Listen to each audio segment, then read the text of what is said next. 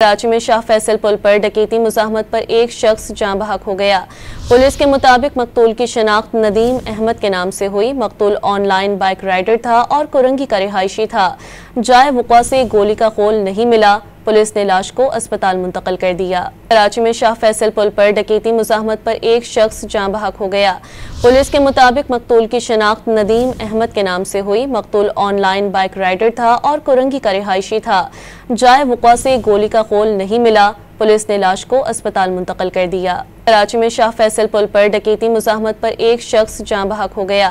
Police के मुताबिक मकतूल की शनाख्त नदीम अहमद के नाम से हुई। मकतूल ऑनलाइन बाइक राइडर था और कुरंगी का रिहायशी था। जाए वक़्वा से गोली का खोल नहीं मिला। पुलिस ने लाश को अस्पताल मुंतकिल कर दिया। कराची में शाह फैसल पुल पर डकैती मुज़ाहमत पर एक शख्स जाँ बहक हो गया। पुलिस के मुताबिक मकतूल की शनाख्त नदीम अहमद के नाम से हुई। मकतूल ऑनलाइन बाइक राइडर था और कुरंगी का रिहायशी था। जाए वक़्वा से गोली का खोल नहीं मिला। पुलिस ने लाश को अस्पताल मुंतकिल कर दिया।